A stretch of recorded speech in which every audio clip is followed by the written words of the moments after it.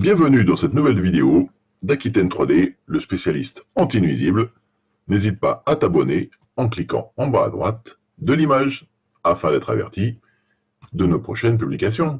Avec la chaîne Aquitaine 3D, les nuisibles n'auront plus de secrets pour toi. Bonjour à tous, c'est Franck, votre spécialiste anti-nuisible. Aujourd'hui, on se retrouve dans un appartement vide. D'ailleurs, j'espère que le son ne résonne pas trop.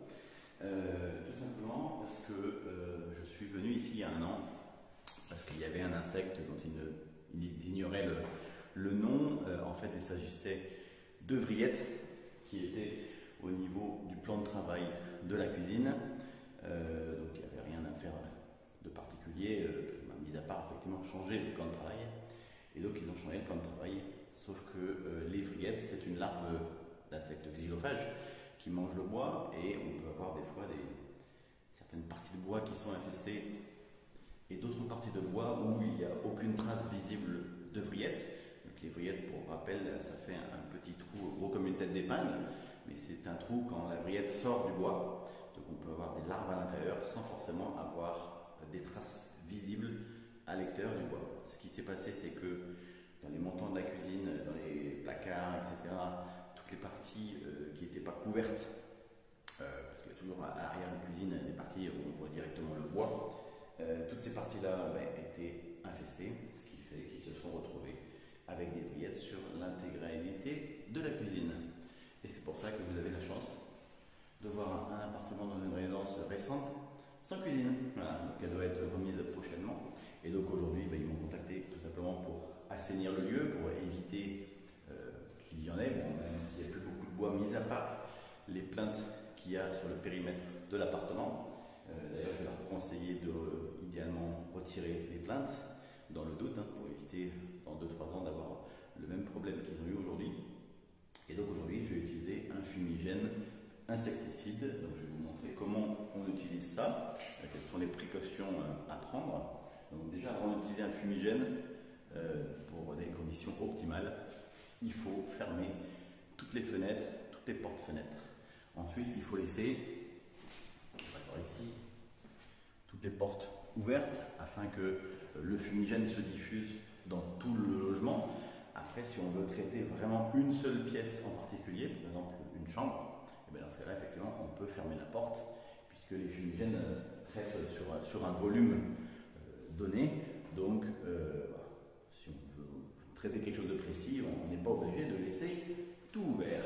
Là, je vais mettre deux fumigènes ici pour être sûr que le problème soit définitivement réglé, et je vais vous montrer comment on l'utilise.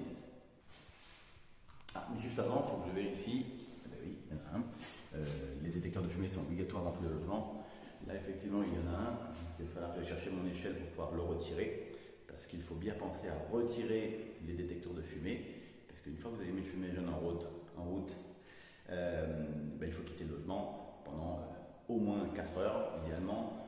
Et donc, si le détecteur se met à sonner, vous n'allez pas pouvoir faire grand-chose pour l'éteindre, et c'est les voisins qui vont être contents. Voilà, je vais chercher mon échelle, je retire le détecteur et je vous montre comment on s'en sert. Et bien évidemment, le fumigène, on le retire, mais on retire aussi les piles, puisque le fumigène va remplir l'intégralité du volume du logement.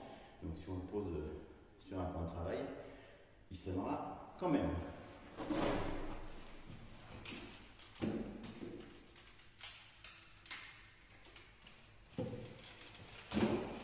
D'ailleurs, est-ce qu'il fonctionnait celui-là?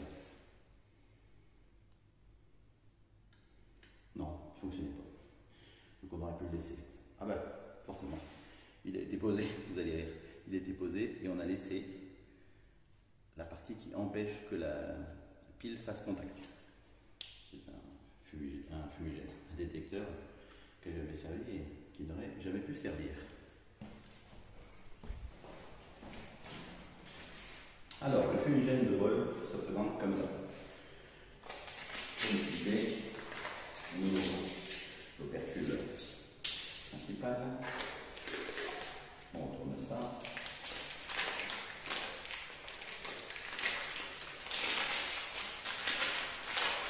On sort le fumigène.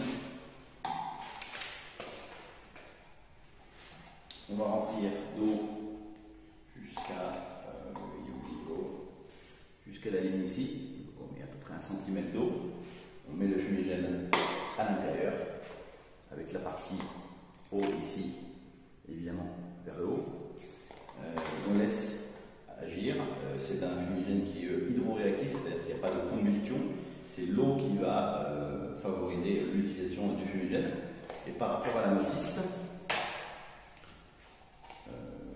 c'est ici, vous avez toute la notice explicative sous l'étiquette. Et après, vous avez les informations par rapport à l'utilisation. Donc pour les insectes rampants, ça va être efficace contre les acariens, les blattes, les puces, les punaises.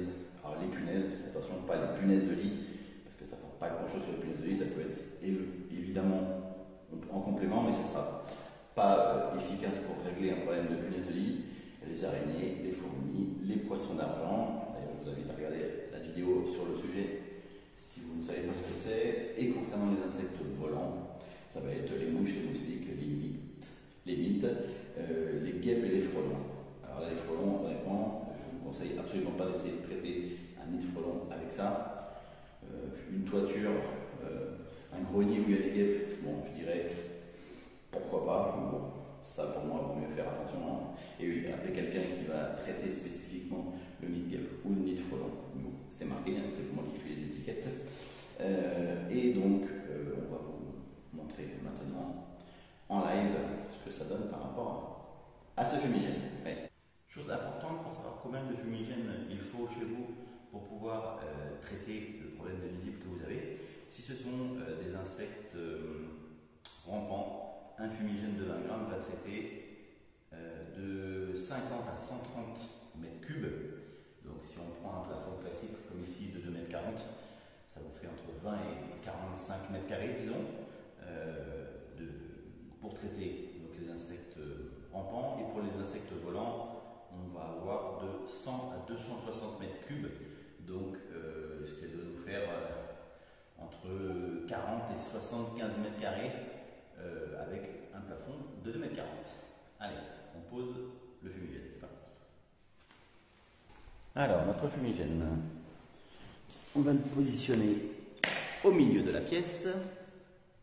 Si jamais on a un appartement qui est, par exemple, tout en longueur avec des fenêtres que sur un côté, on va évidemment le mettre à l'extrémité, le plus loin des fenêtres. Là, on va en mettre deux pour 70 mètres carrés, donc voilà, on peut le mettre ici. On va mettre un autre dans le couloir pour pouvoir bien traiter la partie chambre, salle de bain et WC. Donc pour l'utiliser, on a mis notre petit centimètre d'eau au fond.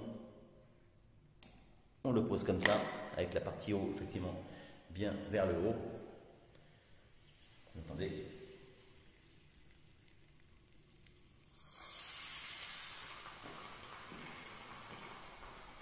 La réaction commence à se faire. Donc concernant le fumigène de bol, donc il est très facile d'emploi, pas de combustion, pas de gaz propulseur. Ça libère un brouillard qui est sec avec un fort pouvoir pénétrant, avec une action immédiate et efficace. Et vu que c'est un fumigène, il a du coup un puissant effet de débuscage des insectes bien cachés. Il n'amène ni de suie, ni de dépôt résiduel, il ne tâche pas non plus. Par rapport aux tâches, ça c'est une question que l'on me pose fréquemment, donc rien à signaler de ce côté-là.